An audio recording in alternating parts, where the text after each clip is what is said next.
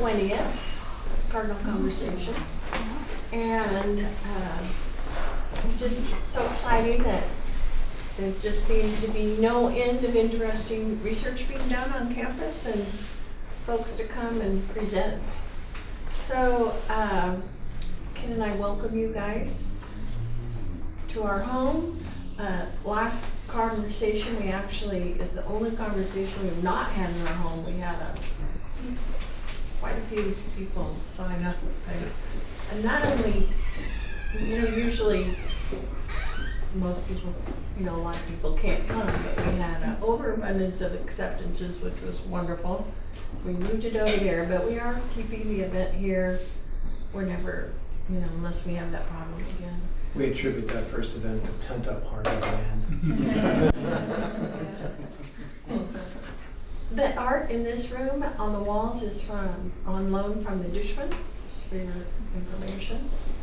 And the way a Cardinal conversation works generally is that we have one speaker supports the other. They have some crossover in their research interests that complement. And so one person will start and the other person will speak, and then we have Q&A, which is always very, very fun. Yeah, it is. Yeah. So anyway, our topic today is the politics and economics of subsidizing sports facilities. I saw a TV show about this, so I'm really interested in what you guys come up with or have to say about this topic. And Dr. James Nelson from Political Science and Dr. Don Price from Economics are our presenters today. So who's going first, Don? Well, I think I am, but at least the instructions I read said I am. So. All right. I got recommended for this by someone, I'm not quite sure who, although I did see one member of the committee who's familiar with something I used to do. I used to take these long vacations where I went from one ballpark to another daily. So I've been in about 140 professional baseball parks, and that may be my research because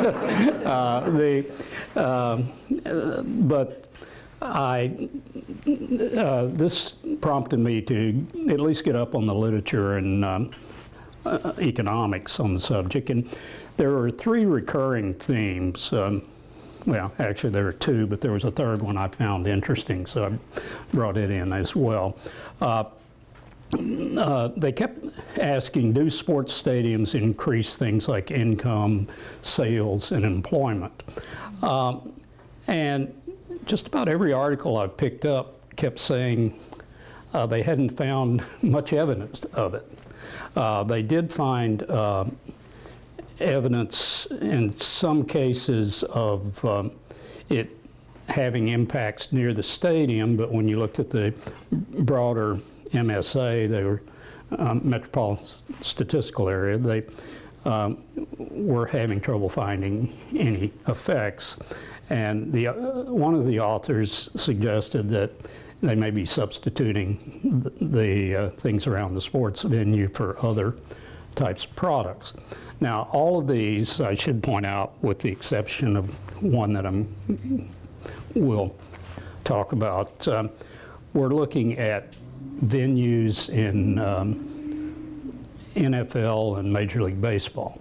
And that limited the number of observations they could have for their studies. Some of them were very limited, but they were having trouble finding relationships for this. The second question was, can sports stadiums be, can you make a case for sports stadiums being a public good? Now, I can't resist to look, for those of you who aren't economics students, teaching a little bit of it, just so you know what I'm talking about. When we talk about public goods, we're talking about something that has two characteristics. They call it non-rivalry and non-excludability. Non-rivalry just means that my consumption does not reduce your consumption. So if there are benefits from a sports stadium, that, say, give you prestige or pride of living in a big league city or something like that. The fact that I receive benefits from that mean that that in no way, when you also receive benefits, that in no way reduces my benefits. We simultaneously benefit from it. The other thing, the non-excludability, means that for these things, when you have a public good, it's almost impossible to exclude non-payers. People become what we call free riders. And when you have a non-payer, they're not going to normally reveal their benefits. So markets, when you have a public good, tend to ignore many of the benefits. They tend to understate it. So if you can make the case for a stadium being a public good, you've got a stronger case for taking public money and building the stadium in the first place. There have been some studies where they tried to do this with Major League Baseball and the NFL, and they haven't, well, they've got mixed results, but they're not enough to convince most people. There's a recent study that included minor league baseball, and they were able to look at 138 communities. And it's a paper by Aga and Coates. You're going to talk about Aga, I believe. Well, I was going to leave that one to you, but yeah, it's Aga. Well, we cited Aga in the paper, but I didn't really bring it. Well, this is a different one from the one you Yeah, did. because Okay. Aga's sole authored one is strictly about minor leagues, I believe, and this is a Okay. different one. Well, anyway, when they looked at this, they tried substituting something for the benefits, saying their argument was that people would come to cities that had stadiums and teams, and that they would be drawn to that, and the increase in demand would drive up the prices of housing, and a lot of things drive up prices of housing. We don't have stadiums, prices go up, but well, we don't have baseball anymore. Professional baseball, okay. But I was impressed by the number of variables they had that controlled for all these other housing characteristics and for neighborhoods and for income and stuff. They basically tried to measure everything else to see what was left. And for mid-sized markets, which were 400,000 to 1,400,000, they found that after they accounted for all these other things, that they got about a 6 to 8% increase in the housing prices. And anytime you're trying to do something and you can't measure it directly, you're going to have critics, but at least they did everything they could. And they're arguing that this shows that there are benefits that people would not normally see in the market. The third thing that I saw in the literature, and this is the one that wasn't recurring but interested me, was do the taxes that they use to fund these things meet tests that you find in public finance, tests for equity and efficiency. Equity, there are several facets to it, but basically the sort of taxes that they use to raise money for these things, usually they'll come along with an hotel occupancy tax, car rentals, some form of sin tax, on things like alcohol and tobacco. And those are often used to argue that the locals aren't paying for it, that it's other people. But they examine these body, I think is how you pronounce it, I'm not sure, and Matheson, examined these, and there were three aspects to the equity argument. You could say something is equitable under a benefits received principle of taxation, which is essentially that you're taxing the people who are getting the benefits. But that is not really an argument that works for these taxes, because they are the people receiving the benefits, well, they're taxing hotels and a lot of people in hotels. You don't have a game every day. A lot of people in hotels are paying these taxes but not benefiting. Same thing with car rentals.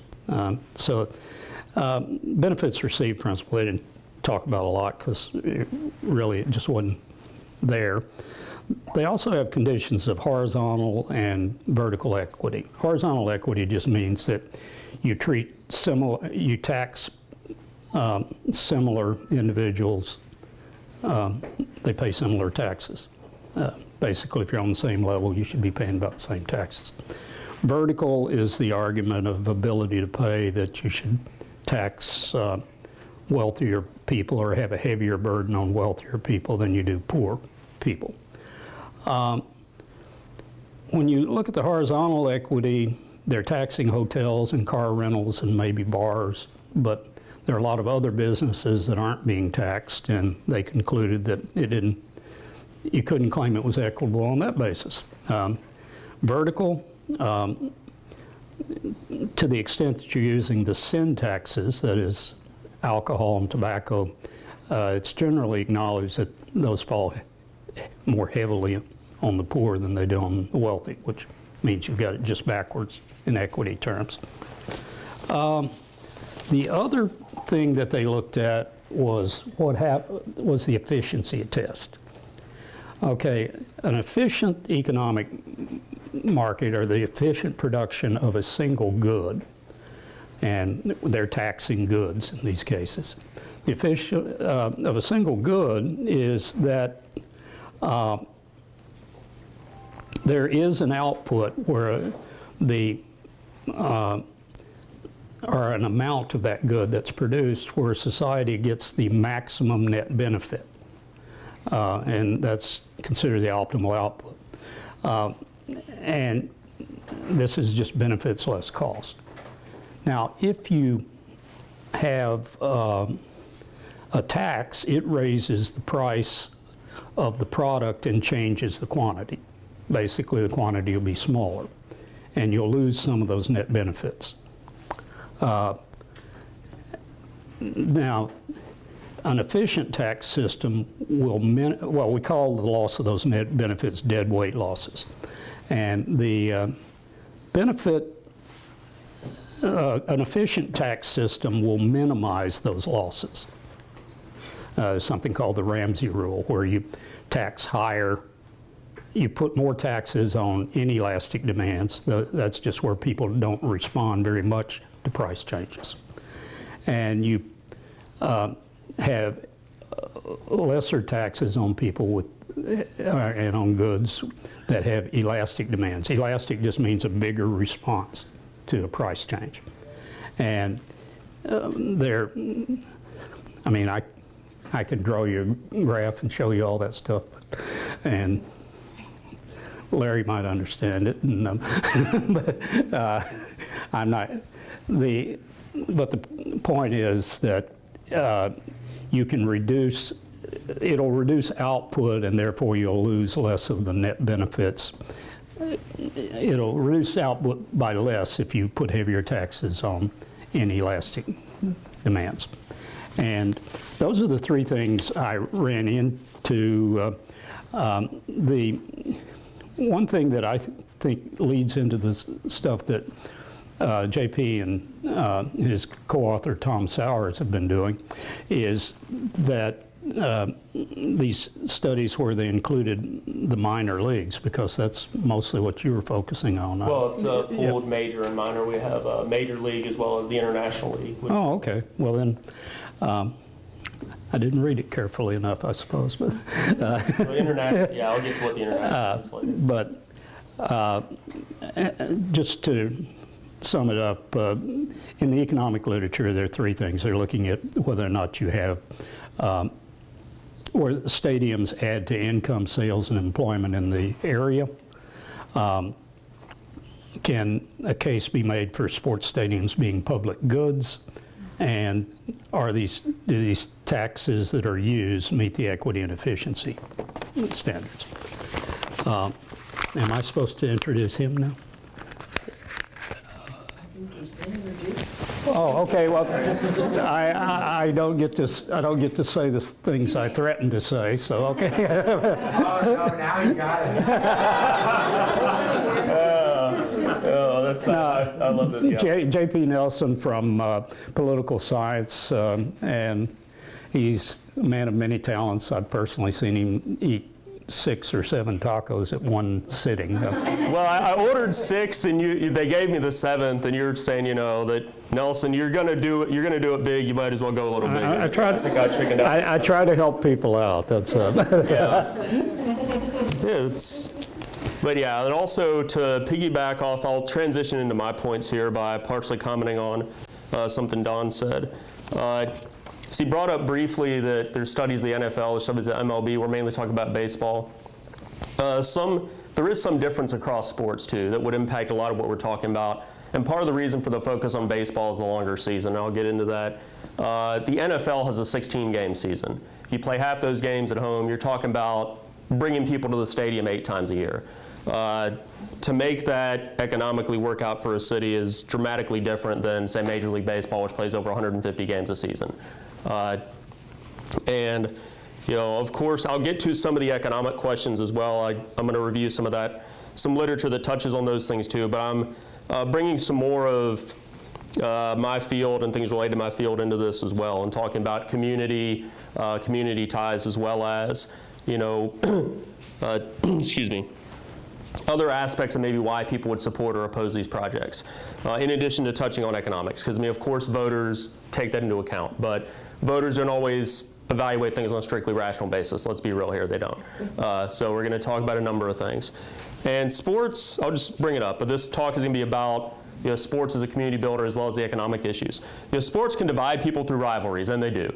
I mean, the 2 biggest state colleges in any large state with 2 big colleges, there's a rivalry there. Also, Yankees, Red Sox, any number of the others you can think of, but they also bring people together. And I'm going to highlight, the relevance of sports for communities as well as the economic issues we're discussing too.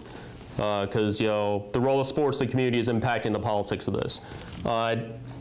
And we had originally scheduled this early in October. We were told October, and we put it in this part of the month to avoid conflict with the World Series, which we avoided that, but it does conflict with the Astros for the first time in franchise history have won their division. They're in the American League Division Series right now, playing Game 1 against the Red Sox. And so we are conflicting with that, but that's an interesting event that kind of gets into this point. They won the division for the first time in franchise history. Houston also has recently been through some really difficult events, so nobody would question that. And obviously the Astros doing well isn't going to, resolve any Harvey-related problems directly, but it's giving the community something else to focus on. It is bringing people together. The fact that the Astros are having such a good season is, helping the community in some ways in that respect. And also, sports is seen as something, appropriately giving back to the community in some ways too. And some sports figures sort of play into that. That team names frequently have the city name in them. They're seen as part of the town. And some sports figures are well regarded for, behavior that's commensurate with that. Some others obviously are not. But, J.J. Watt would be a good example recently. I checked earlier. The GoFundMe site he started up is now on a site called, I believe it's youcaring.com. He's now raised over $37 million for Harvey relief. So there's examples of that too. Like I said, there are divides. I mean, obviously sports, gets people apart, it brings them together too. And people also, they like sports, they like to admire athleticism. They like to admire other people sort of at the top of their fields, doing their best to be the best, exercising their skills in that way. And also, it can be a healthy outlet for sort of rivalries among cities, a nonviolent way to sort of, I guess, emotionally lash out at those, act out those city rivalries to some degree. And transitioning into our discussions of more government and civic goods, and also the nexus of government and economics. In the U.S., professional sports teams are organized as for-profit businesses. They're for-profit private enterprises. Leagues, though, at times, like the NFL, are organized as nonprofits. Like the NFL is legally a nonprofit. It's not a charitable nonprofit, but it is a nonprofit. The Houston Texans is a for-profit enterprise, as are the Houston Astros, as are other professional teams. So, the big question here, I mean, there are, good things you could say about sports and communities, but the big question is, what should society's role be in sports? Should this just be seen as a strictly private sector activity? I mean, you could say musical concerts bring people together. You could say a lot of other things have similar impacts, but the question here for society and for voters is, is this something that should just be left to the private sector? Is this something government should be subsidizing, and if so, why? And there's a couple of different questions here. Remember, one's just sort of factual or positive, one is more normative. The more positive one that Dr. Price talked about a lot, there's a lot of research on, can subsidizing the facilities be beneficial for government entities? Just from a dollars and cents perspective, does it add up? And the other is it an appropriate use of government funds? There are some things government does that it never intends to make money on, that people just, that voters demand as a service in some way. So you can ask, is it appropriate for this business? I mean, Dr. Price got on to a number of economic studies on that, and that's, if you're going to ask that question, it would be based on, do the positive externalities, which an externality is an impact of a transaction on a third party that's not part of the transaction. Do those positive externalities, like the good things that accrue to the community around the stadium because the sports are happening there, does that benefit community enough to justify investment? Or do spillovers of, say, that outside money that comes into the community, does that make sense? That's really the economic question. I think he did a good job addressing a lot of issues related to that. And of course, you could say there are negative externalities to sports as well. Remember, externalities are just, the impact on a third party of some economic transaction. Lots of people go to the game, there's a transaction between them and the team, but some people may not like the noise, they may not like the traffic congestion, there are other negative externalities as well. That all has to be considered. But as I said, the central question on that is, do the externalities and spillover effects, do those add up to something that merits public spending? And I think Dr. Price did a good job addressing a lot of aspects of that. Dr. Sowers and I's research addresses some of that, and I'll get to that towards the end of the talk here. Also, there's more than economics involved here, more than sort of dollars and cents considerations. Like I've said before, ethics, concerns about proper role of government, and ideology are relevant here as well. There's a number of critiques of, public funding for sports facilities. One that comes more from the right would be more concerned about, limiting government could be, well, why is government doing this? This does nothing to protect life, liberty, or property. This is not national defense. This is not a road system. Why is this a government function?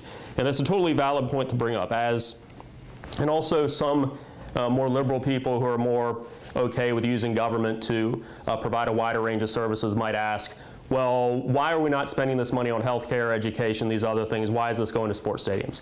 That's a valid point as well, and that's one that Andrew Zimbalist, who's some of his research I'll get to at the end, sometimes brings up in this context. There's one counter argument he's made to, there's a number of countries that when they sell the Olympics or other events, they tell people, hey, if we get this event, in order to prepare for it, we're going to have to get this great light rail, we're going to have to improve our transit, improve this, and his argument is, well, why not just do that anyway? And that's one of the liberal critiques of some of these things is, why do we have to have the Olympics come to town to get better transit? Why do we have to have this? Why don't we just do that and then not deal with all the externalities associated with the event? And I'll get to that guy at the end. Yeah, and I'll be bringing that book back to the library, too, if anybody's interested. He has a great book called Circus Maximus that's about... Yes, I'm the one who's got Circus Maximus, yeah. It's about the Olympics and the World Cup. But yeah, so there's a number of arguments on that. And if you talk about governance in the U.S., we're talking about, at the community level, are we supporting these? Federalism is relevant because of how we divide national and state power. And cities in the U.S. under Dillon's rule, which is spelled D-I-L-L-O-N, not like Bob Dylan, but the other spelling of Dillon, is that cities are legally creations of states. There's state power and national power. Constitutionally, States are reserved certain powers in the U.S. constitutional system, but the U.S. Constitution doesn't mention localities anywhere. So localities, which frequently are the entities that fund or don't fund these enterprises, have as much or as little authority as their states give them. So systemically examining some of the political issues can be difficult because of the variance in terms of, does this state have initiatives where citizens can gather signatures, put something on the ballot, do they not? Other issues like that are state governance vary widely across the states. And even among initiative states, there's variance in terms of signature thresholds.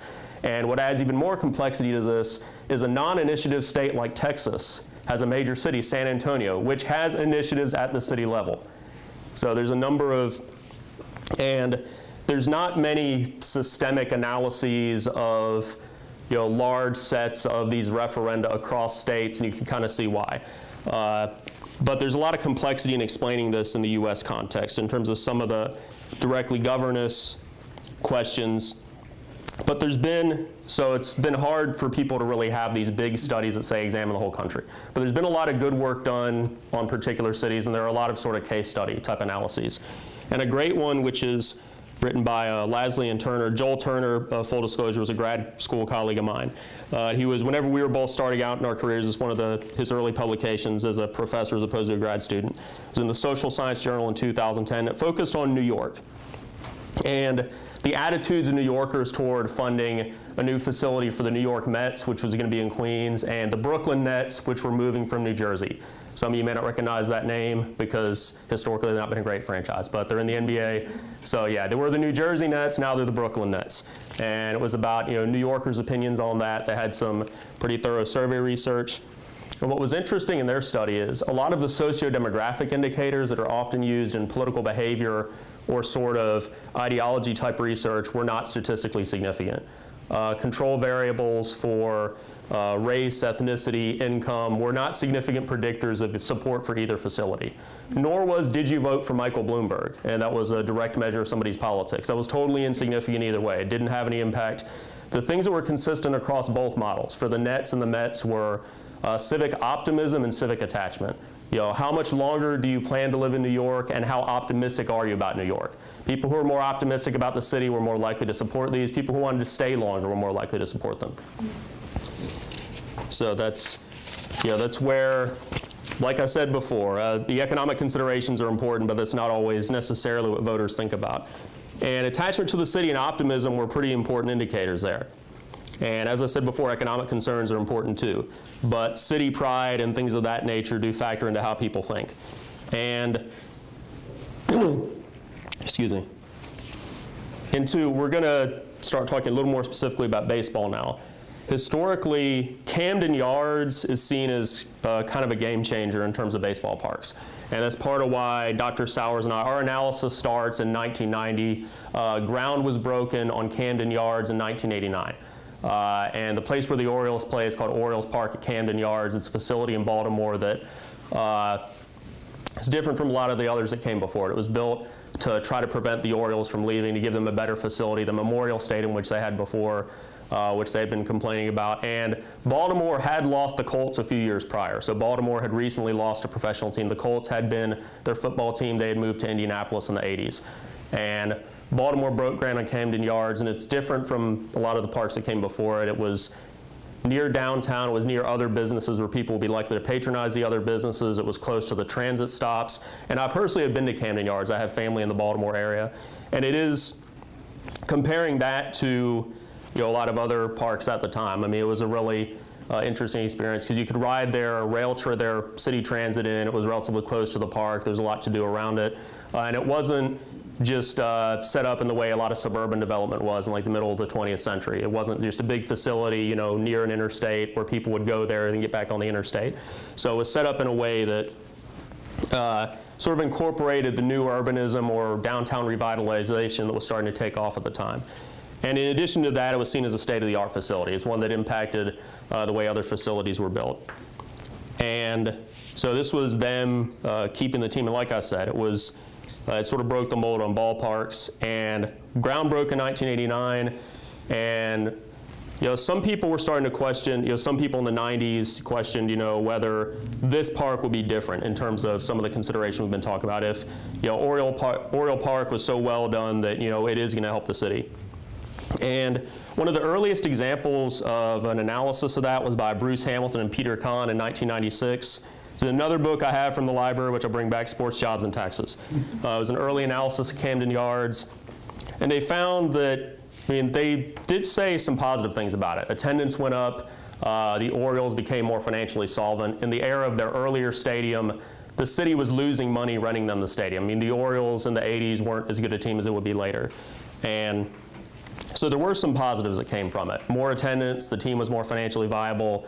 It was part of downtown revitalization. But in terms of dollars and cents, Hamilton and Kahn found that the net annual cost ended up being about $14.70 per year per household in that area. So they said even after some of the positives were considered, that it was still a net loss to your average Baltimorean, that there were a net loss per household, even considering those things, to be about $14.70.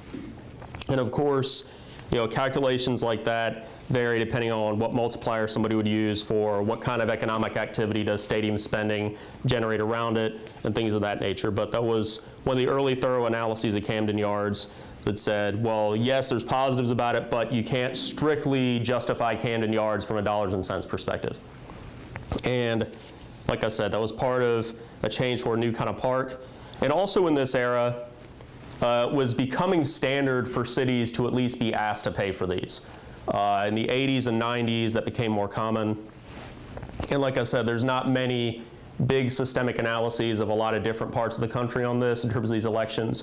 But Clyde Brown and David Paul did publish one in 2002 that went over the 80s and 90s in the Journal of Sport and Social Issues. And there were 40 referenda on sports facilities for the big four leagues. That would be Major League Baseball, National Hockey League, National Basketball Association, and National Football League. So there were 40 referenda on those facilities from 1984 to 2000, and 24 of those were wins. 24 times the voters voted yes. On average, if you look at the average or the median yes percentage, though, it was relatively low. These tended to be competitive elections. It was kind of rare that they got high percentages. Houston in 2000, voting on the Rockets facility was one of the highest, and that was 65%. A lot of the others were in the 50s. So these were actually pretty close, contentious elections. But most of the time, the people who wanted the facilities won. And these elections became more frequent in the late 90s. From 1996 to 2000, their last years, and of course, keep in mind, this is a few years after Camden Yards, where developers and other people are seeing what Camden Yards is doing. 96 through 2000 was where about half their cases actually happened. Because in the late 90s, America was averaging 4.8 of these referenda per year, just in these big four sport leagues. So about five places per year were voting on whether to build these. Even in odd numbered years that don't have frequent elections, if you do the averaging, those would be there. So it became more common to ask the people to vote on these, and in that era, they were voting yes. And as I said, Dr. Sowers and our study starts in 1990 because of the impact of Camden Yards. And we have another co-author as well who's now at Southeast Missouri, who's worked on the more urbanism issues of this. He has contributed more about new urbanism and urban design to it. His name is Jason Sides. He used to work with us here at Lamar. And the domain of the study was from 1990 to 2011. And it includes Major League Baseball and the International League, which is a AAA league primarily based in the eastern states that has a lot of farm teams for professional teams. And they have an interesting distinction of having facilitated the longest game ever in the history of organized baseball. In 1981, the Rochester Red Hens and the Pawtucket Red Sox played for 33 innings. Okay, some of you who like baseball might be intrigued. Some of you who don't would just, that's like the worst thing you could probably imagine. Okay, but they did cut it off in the middle. Started in April, they ended it, they finished it up in June. It was 24 innings of free baseball. Apparently people had jobs and other things to get to, but yeah, that's the. So yeah, the International League and Major League Baseball, we pulled that, so we have 44 cities in our analysis. And ours is about, does it bring some of these economic benefits? And we looked at a few different dependent variables. I'm not going to go into everything here, but the unemployment rate and the average annual wage. The unemployment rate is measured by the Bureau of Labor Statistics for the metro area, the average wage for the metro area as well. And this was in constant 2011 dollars, because that's where our data end. And in terms of explaining this, we looked at a number of things. We controlled for population size, because larger cities would be different. Also the Great Recession, which was partially in that, December 2007 through June 2009, we controlled for that, as well as the Major League Baseball strike, because we're talking about major league and minor league cities. For those of you who don't know, Major League Baseball was on strike at the end of the 1994 and beginning of 1995 seasons, and there was no 1994 World Series. So that we controlled for that as well, because that's going to impact these economic indicators in that time period. And we looked at the main variables I'm going to explain in terms of what impact did they have. Is there a new stadium, and what's the attendance? Was a new stadium constructed in this 20-year time frame? So is there like a post-Camden stadium, and what is the attendance? Because attendance, if there's a new stadium and nobody's going to it, that's not really helping anything, right? Mm-hmm. So attendance matters in a big way. Because if you're talking about economic benefits coming from sports, because all the people going to watch sports, and nobody's watching the team, then clearly that's not going to help. And for attendance, we found that for every 100,000 tickets sold, attendance we looked at wasn't average per game. It was like how many people in the season had been to the park.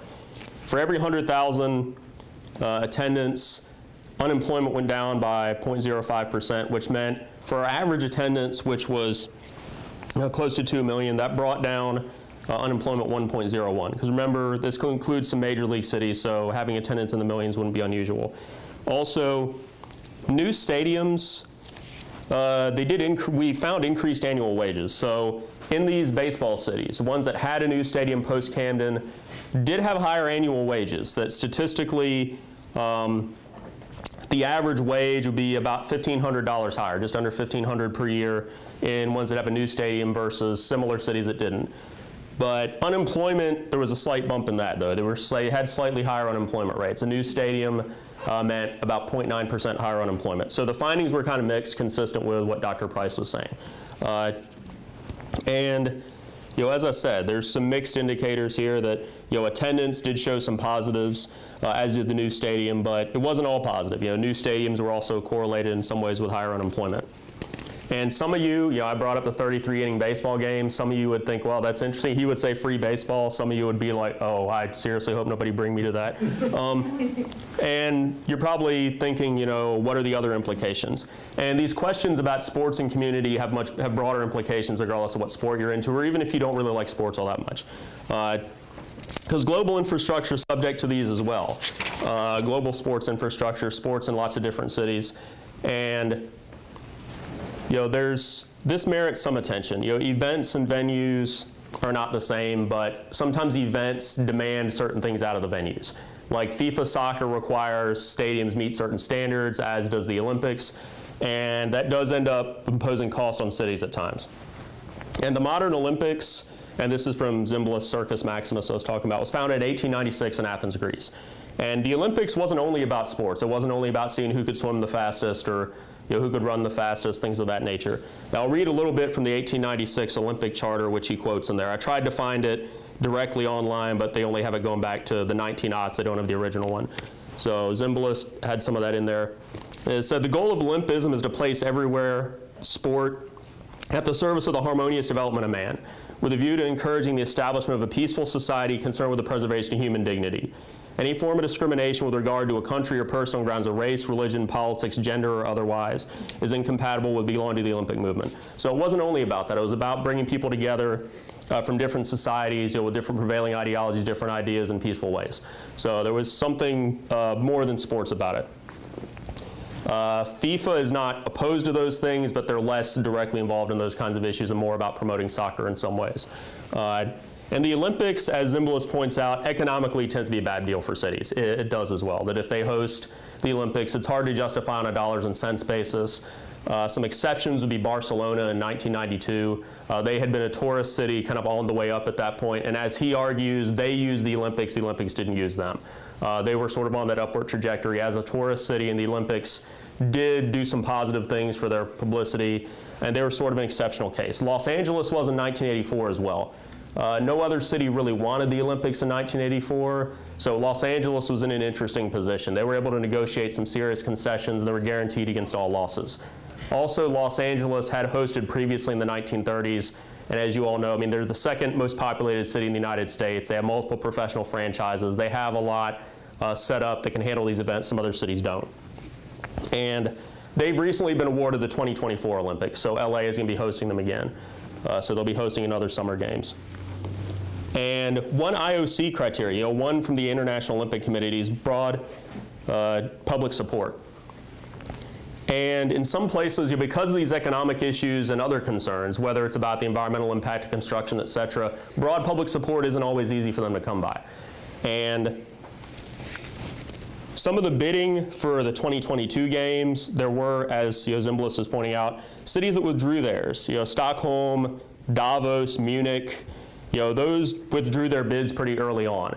And at the end of the process, the only bidders left, Oslo, Norway was still in the running, so Oslo was in it, but the only other two left were authoritarian countries. That was Kazakhstan and China. And as he points out, there's a study commissioned by the Dutch government about sort of the future of the Olympics and about some of these concerns. And it said that because of these concerns that people have, in relatively free societies, it's getting harder to host these things. Some of you may be aware that Boston's Olympic bid was partially derailed by grassroots action against it. And at one time in the 1970s, Denver citizens even voted in a referendum to not host the Olympics. So in some of the wealthier societies that are also freer in terms of civil liberties, there's a lot of open debate about this, and there are people concerned about the economic arguments. So that Dutch government report said, well, it looks like into the future, it may be that, or they were a little more assertive, I think they said it will, that only authoritarian countries are going to get involved in this. And you see a little bit of that in some of these recent events. The Olympics was founded with all that positive rhetoric and all those ideas I was talking about, bringing people together peacefully, et cetera, harmonious development of people, and non-discrimination and things of that nature. But a lot of the bidders now are more disproportionately authoritarian countries, or they're becoming a bigger part of that.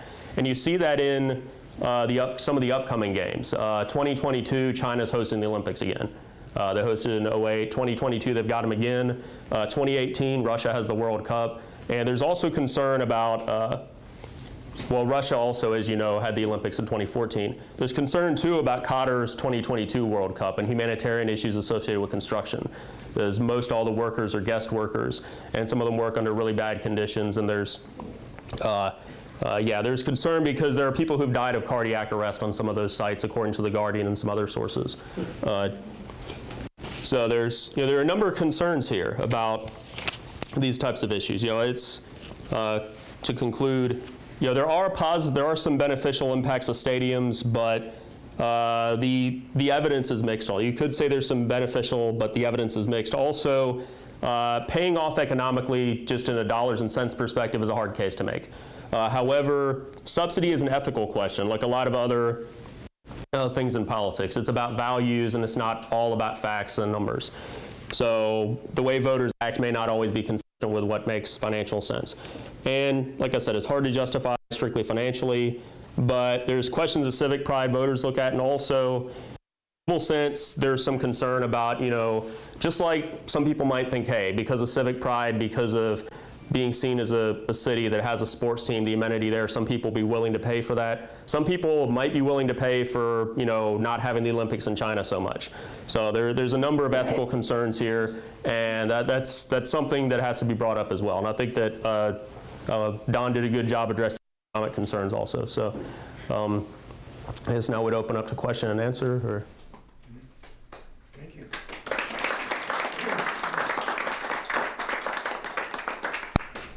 Did you notice any difference whether the stadium is for a winning team as opposed to a team that's not winning too well? that wasn't in our final model, but do we look at do we have a model of that? Or? We ran multiple models with winning percentages, modeled dichotomous variables, 0, 1, or actual percentages, and it was never significant. So the winning did not actually have any effect on the broad economic Yeah, it didn't have an effect. It wasn't in our final model, so I didn't remember how it performed. But yeah, it was insignificant if you controlled for attendance itself. So and that's something that in popular commentary people point about the Chicago Cubs, that they despite their horrible record for a long time until recently, they had decades where they did horribly, but people were still going to the games. And also, attendance doesn't directly follow winning. Attendance tends to have a lag. So when they start winning, people tend to be a little bit hesitant and not show up. And then they still keep attending even after they kind of go after that. Mm-hmm. Sometimes when you're doing that kind of analyses, though, however persistent losing, not the winning, Mm-hmm. has a consequence. Yeah. So we've seen that with Chargers and a variety of other ball clubs. And so then you look at the correlation. It's not so much about the new stadium and its relevance within the community and being able to draw fans to it. It becomes a factor in actually drawing ball players to Mm-hmm. it. So you end up with there's a whole different set of issues that begin to surface in that context. Oh yeah, and a team that's doing that poorly, the only really high caliber ones you might get is somebody drafted right out of college because you have such a losing record. Yeah, that's a... I wonder if you looked at all, there's differences, say, between an NBA arena and a baseball stadium or football stadium in terms of like expected lifetime. Like in Milwaukee, they built the Bradley Center for the Bucks in the 90s, and now they're wanting a new stadium already. They built a stadium for the Brewers in the early 2000s, and there's no way they're going to build a new one of those for, 50 years. So I wonder if you have any comments on like expected life of an NBA arena versus a different venue. Well, a lot of the single sports venues are only about 20 or so years old at this point, and the beginning of the Camden Yards era was when a lot of the leagues were pushing for those single sport type facilities. So the answer to your question could be, a little, because before that it was more multi-sport facilities that have been around for decades. And as some of these age, we may start seeing sort of where the timeline is on that when they start replacing them. So yeah, there could be variation on that. But as of now, a lot of the stuff that was being built in the 90s, and as I was going over all those referenda, is now about 2 decades old, but I've not seen a lot of activity in terms of building more of those, in terms of like replacing, say, the 20-year-old basketball stadiums. The cost of a baseball stadium over time theoretically goes down, whereas building a new one, so that doesn't really play a role in the end as far as the economic impact. In terms, well, the economic impact we were looking at was not like the net cost to the city. It was what's it do for unemployment and what's it do for average wages. Yeah, the net cost to the city would be, because something could do a lot to bring down unemployment, bring up average wages, but still be expensive for the city. And that's more, the kind of research that I talked about with that initial analysis of Camden Yards and some of the things that Dr. Price was talking about. So, do you have anything to add to the NBA discussion? Or? No, I really didn't find much on NBA. Most of what I was seeing was NFL and MLB. Yeah, there's not much research on the NBA. I think the only thing I saw was, I was doing baseball, so I was looking at a lot of baseball studies, but when I was looking to sort of beef this up was that study I cited about the Nets and the Mets. There's not a lot of focus on basketball for whatever reason. And Don, yeah, I guess which one did you want to field first? Or? I've already talked to JP about this question. Seattle, my hometown, has a sort of interesting setup in that there are 3 sports teams playing in basically 2 stadiums. So they're kind of clustered. And there's an effort to bring the Sonics back so the NBA could contribute to the growth of human knowledge if it would do this, and bring the Sonics back to Seattle and maybe put them in the same general area. Does clustering athletic complexes produce a different dynamic? Because you could see an entertainment sector they're developing where people have pretty much regular employment because there are 41 basketball games regular season. Well, Houston's that way. You run into the same vendors at the baseball game that you do over at the Rockets game. But but I don't have an answer. No, I mean, There aren't that many cities that do that. Yeah, there's Houston, there's also, I mean, I guess Baltimore, once the Ravens facility was finished, but I mean, that was after Camden Yards, Oriole Park, though. So yeah, there's really limited data, but there's a few cities. If the NBA brought the Sonics and put them there, that would contribute. Oh yeah, there's at least a couple of papers in that, yeah. All right, some other hands were up. Vivek? Actually, Arlington also has the Cowboys and the Texas Rangers, so that's because they're different stadium. Mine concerns the move, I mean, kind of partly informed by the move by the Cowboys from Irving to Arlington. Did you notice, is there any traits for cities that seek teams and cities that don't want teams? I mean, is there any effect that we can? well, JP was talking about the votes, and I had a question about the votes that I think might be related to this. You said there were 40 votes, There were 40 votes from 1984 to 2000. and there were 24. 24 victories for the stadium supporters. Well, were any of those 16 later victories? Because At times, there were later victories through other processes too, which is why opponents get as mad as they do at times. Sometimes it was later victory through the legislature or some other venue, but yeah, some of those were later victories through initiative as well. I've seen cases where they would vote and vote it down, vote and vote it down, but Yeah, that happened a couple times in there, yeah. once they vote for it, there's no going back. So that's, Yeah, I think most of them were not like that, but there were a couple that were repeat votes. Yeah, so that's, Does the unemployment rate tend to influence the outcome of the votes? the meta-analysis I was talking about didn't really address that question directly. So in terms of the outcome of the votes, I haven't seen data analysis on that. So that's the answer. I mean, there may be some recent studies looking at particular cities, but the catch-all one that I found from whenever this took off didn't look at that question directly. Yes.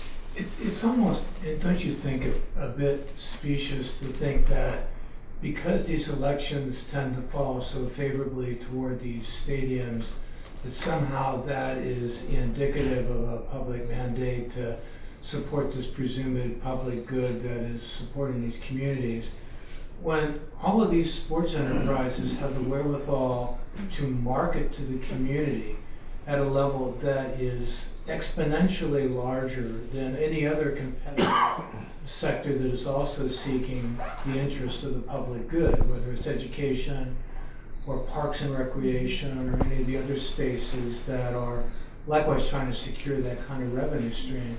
So it's almost like the Russians hacking the election, so to speak. I mean, there's a hacker out there, and that hacker has a wherewithal that is dramatically better than the other sectors of the public good. well, I think some evidence of that comes from when JP was talking about how small the margins were, despite everything that had happened. Oh yeah, most of those were not overwhelming mandates. I mean, those were, and there were a few blowout losses, but those were pretty rare. But yeah, even most of the victories were relatively narrow.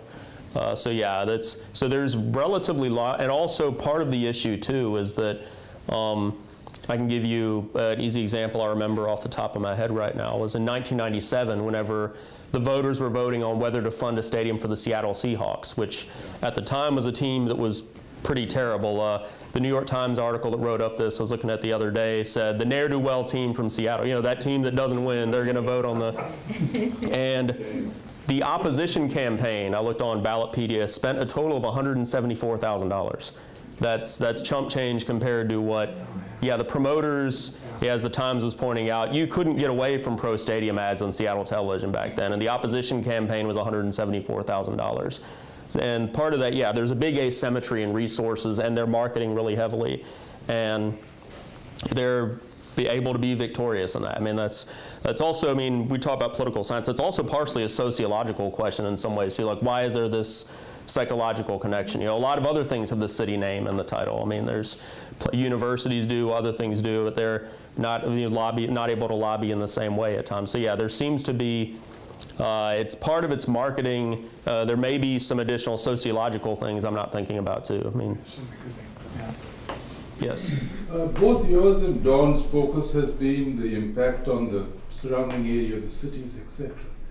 But have people researched the impact of a corrupt body like the FIFA making decisions. You mentioned the stadiums being built by immigrant workers in a hurry, but they're playing the World Cup at the worst time for the players.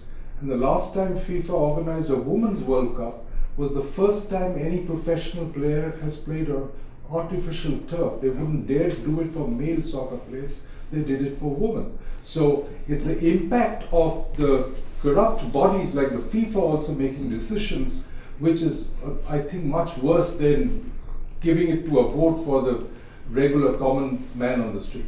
Well, and I've seen there's a lot of journalistic accounts of those particular events. I've not seen, Zimbalist talks about that some in his book, but I've not seen a lot of academic work on that. I mean, there's a lot of journalistic accounts of accusations of graft and other corrupt issues like what you're talking about with the artificial turf issue with FIFA. I mean, there's a lot of journalistic type sources on FIFA, but I haven't seen as much academic work. Don, did you have anything to add to that? No.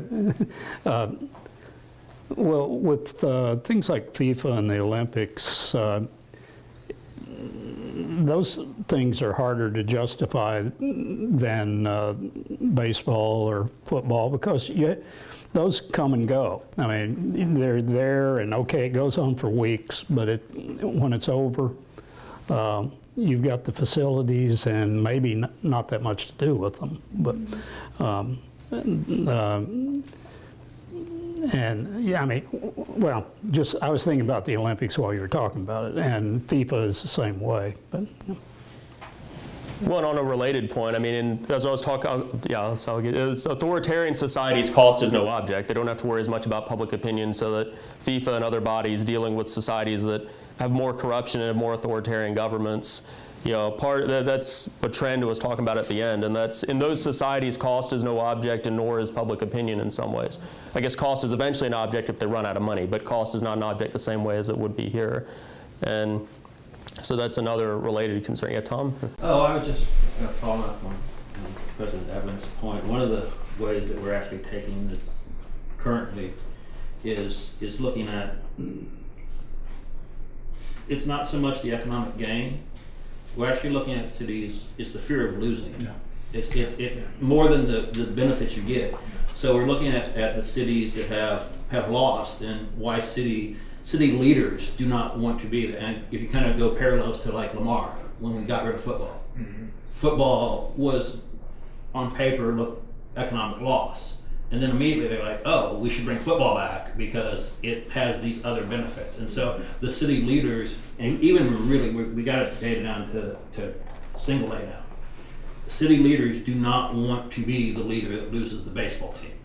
And so that's kind of the direction, less economic, more kind of do not want to have our team leave. But simultaneously, right now, you have cities running away from the Olympics. We do. Okay, so it's actually politically correct to do that. It is. So you've got a kind of an interesting set of contradictions operative right now. That would be interesting to see how it plays out. Mm-hmm. Good point, though. I was going to ask both. Okay. So it looks like we pointed to two people at the same time. Who were you calling? Or I guess Kevin, go ahead. Well, I was going to actually talk about the fear of losing, but there is one city that does not have to be afraid of that. And Brian will be close to Brian. It's our Green Bay, right?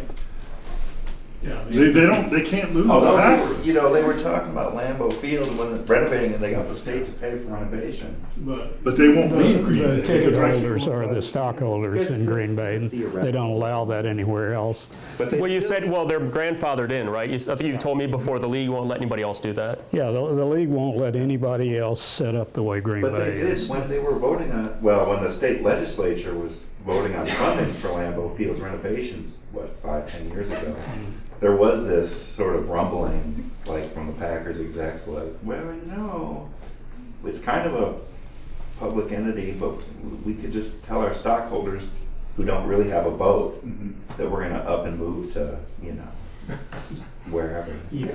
And also, I have something to. They use that to get the legislature to vote for it, though. And I have one little thing to add here too about the fear of losing, and I'll get on to some other comments.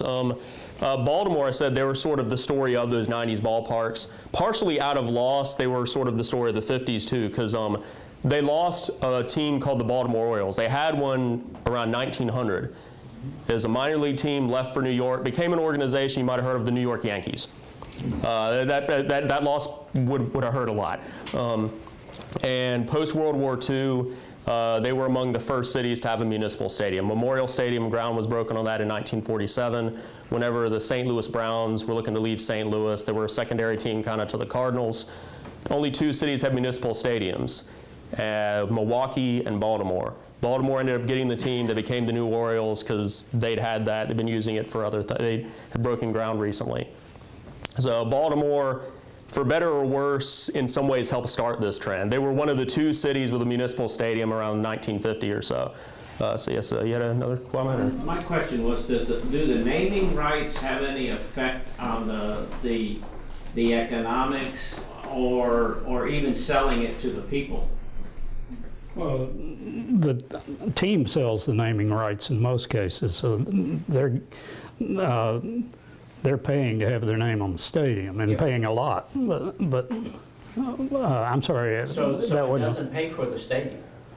No, I don't think so. I mean, there may. I'm sure it varies from place to place, but the naming rights are basic. I think the team sells the naming rights, but. And they rarely pay for the lifespan of the building, so they're doing more leasing of naming as opposed to permanent naming. Oh, we got one in the back, but we've been skipping over, but I want to say one thing before I let you talk. I came across one statement that I thought was appropriate for what they're just talking about. Somebody said there are 2 types of studies on these things. The ones before you build a stadium, which universally are positive, and the ones after you build a stadium, which don't necessarily. Okay, now I'll let you talk. You know, I was really just wondering if this is something you came across as you were talking, and if you would talk about it. But when a city builds a stadium, does it talk about what parts of society are affected and how, like what demographics?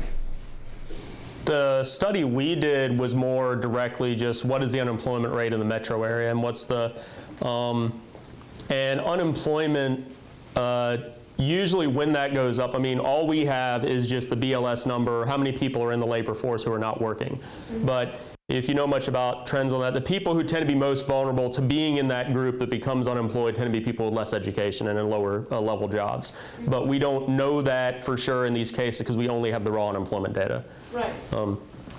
So it's mostly just average. And it looked, well, Tom, looked like you wanted to add to that? Or? They also tend to locate stadiums in areas where they can do urban renewal, but that's beyond our scope of, it's not in our data, but that's a frequent tool to revitalize a particular area. Yeah, there are case studies on like property values around stadiums, but the ones I've seen tend to focus on a particular stadium. They're not systemic. I think the one he was citing with Agha may be the exception to that.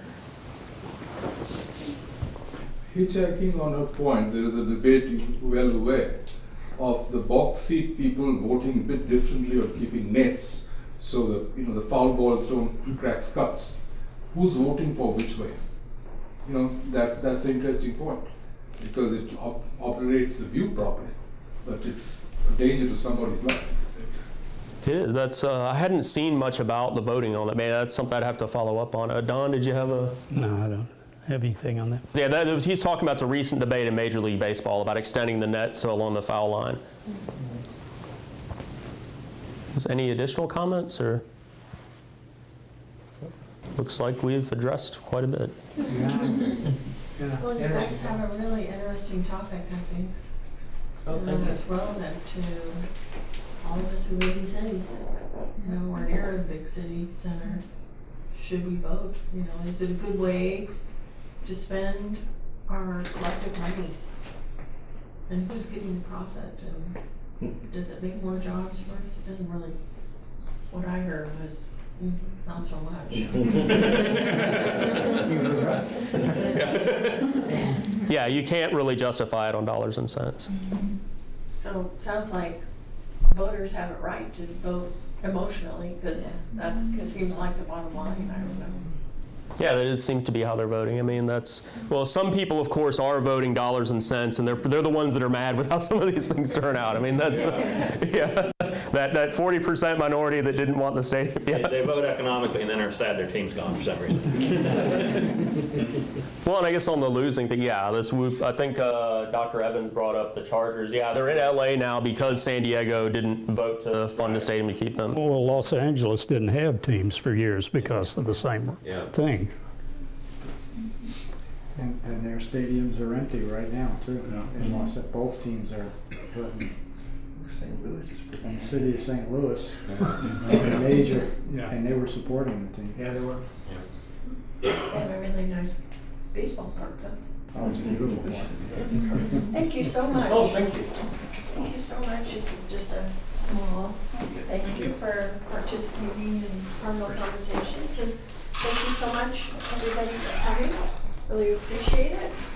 It's always fun. So, Thank you all. see you again.